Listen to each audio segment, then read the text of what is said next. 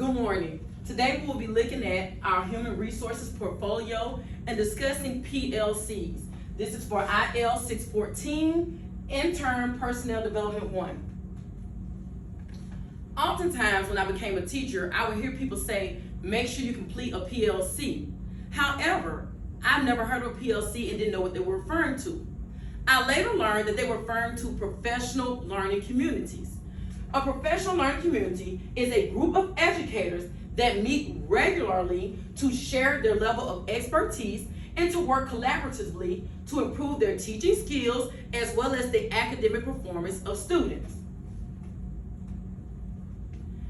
Benefits of professional learning communities.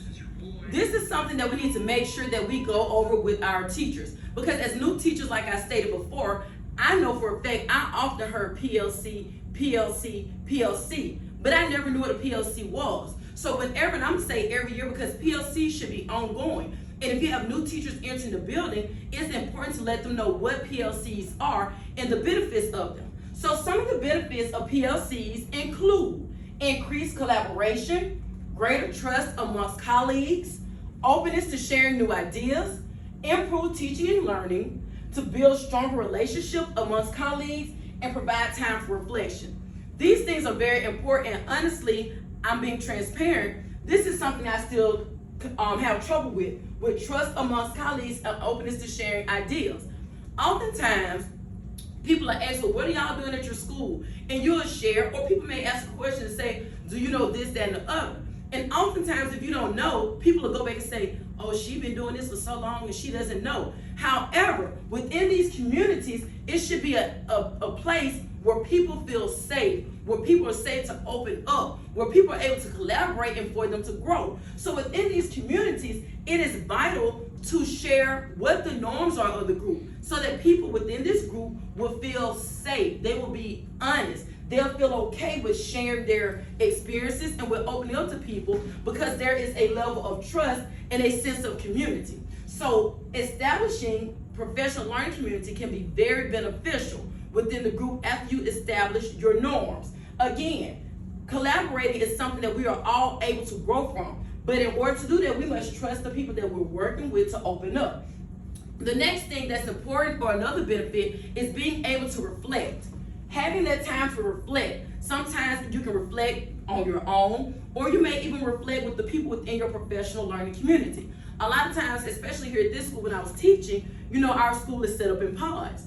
And in the pod is only 4 people, and literally the children change classes right there within the pod. The only people you will see in the whole day are the people in the pod. Even when you go to lunch, when the children go to PE, those are the only people that you will see. However, by having these professional learning communities, it allows you to collaborate with the other teachers in your school, the ones that are, have grade level meetings, as well as department meetings.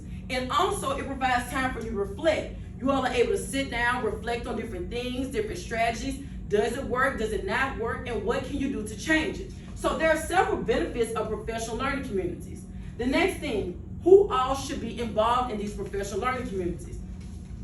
The answer to that question is everybody. A misunderstanding that I often had was it should just be the administrators and the teachers. However, professional learning communities are just that. They are communities. They should involve everyone. But within this, you need to make sure that you have a facilitator. The point of the facilitator is to organize the meeting, to make sure everything is going correctly. Also to schedule those meetings. Also, you should have a recorder.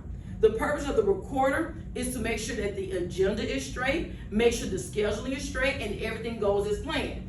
The timekeeper helps to keep the meeting going by watching the time and making sure that we're moving through the agenda in a timely fashion to make sure everything is being covered.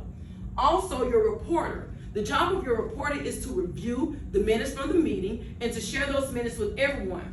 Also, the reporter should go over the norms with the different people in the community. Again, we have administrators, teachers, students, as well as stakeholders that should be involved. Professional learning communities are communities.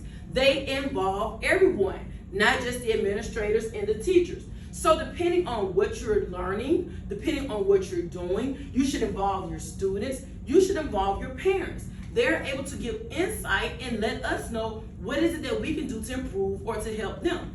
In addition, your stakeholders. your people from central office, your school board members. All these people should be involved in your professional learning communities. Again, it does depend on what that particular group is learning or what that particular group is sharing, but please be reminded it is not just for administrators and teachers. Again, professional learning communities is something that can be inside the building, but you can also join different organizations and have these different things in different communities outside of your school building, as well as outside of your district or your county. How should PLCs be implemented? The first thing to do is introduce PLCs to your teachers. Again, like I stated, when I first became a teacher, I would often hear people say, make sure you complete a PLC. I had no idea what they were referring to. So the first thing you want to do is make sure you introduce PLCs to your teachers. Make sure they know what a PLC is, what the purpose of it is, and how it is beneficial to them. This will make them have the desire to get on board and be able to do it.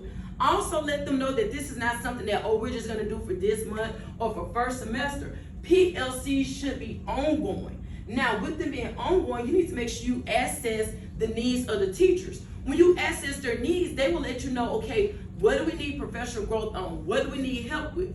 And then when you do that, something that you can determine is you may only need to meet with a particular group, and it may just need to be for one semester, and then you may switch to a different topic the next semester. But the point is, PLCs are ongoing, and so we need to assess the teacher needs. After you assess their needs, you'll pick the top 3 needs and allow the teachers to vote on them again. After they do that, you'll present the needs to the teachers and let them know, okay, what area we will be moving forward in and what will this particular community be discussing within the next few meetings. When implementing your professional learning communities, it's important to identify who your facilitator will be, who the timekeeper will be, who your recorder will be, and who the reporter will be. It's also important to establish when will the meetings be held and how long will the meetings be. So when we're implementing our PLCs here, I've suggested to the principal that because Mondays are already set aside for staff meetings, that maybe the second Monday of each month, we can have our meetings for our professional learning communities to discuss the different needs or the different topic that is at hand. So this is something we need to make sure that we do at the beginning of our professional learning community. The goal of professional learning communities is for professional growth. We all need to grow. We need to grow within our profession. We don't need to become stagnant. We're never too old to learn. We're never too old to implement new things. So the goal is for professional growth. Also, again, to establish trust. Like I stated earlier, trust is the issue that I have a problem with, because I know I shared something with individuals before and they went back and said, oh, she doesn't know that, she should know that. So within these communities, our goal is to make sure that trust is established. Also, there should be a sense of community, which in turn will make people feel as if they belong here. So after we have accessed our teachers' needs so far, the major need that we have seen that we need to address right now is that of classroom management. Regardless of you passing your praxis or how smart you may be, you cannot teach if you do not have classroom management. So within our first PLC that we will be starting, we will go over how to establish your rules and consequences, time management, being relatable to the students, being consistent, offering praise, as well as proper planning. You'll be surprised what will happen when you plan a lesson properly. And I think that's a lot of the main issue that I'm looking at. Some teachers' lessons are not properly planned. You need to over-plan. Make sure you have more than enough activities done. Also, make sure you're meeting the needs of your different learners, your auditory learners, your visual learners, so on and so forth. The next thing students watch often is the teacher consistent? Are they consistent with the rules? Are they consistent with the consequences? Are they consistent with the different people in the classroom and how they're treating everyone? So after we did and assessed the needs of the teachers, the first thing that we will be going over in our first professional learning community is classroom management. Again, depending on how everyone is going, this may be something we do for one semester, or we may need to do it for the entire school year. However, when we are doing that, it is important that we establish those norms. We are here to learn and to grow and not to be judgmental of our colleagues. With that being said, we will have a sense of community where they are able to trust each other. They're able to share their different needs. Again, proper planning, offer praise, consistency. We are developing professional learning communities for professional growth, for student improvement. Again, we will implement and discuss when we will be meeting, how frequently we will be meeting, and when the meetings will be held. Are there any questions? Any questions? Thank you all.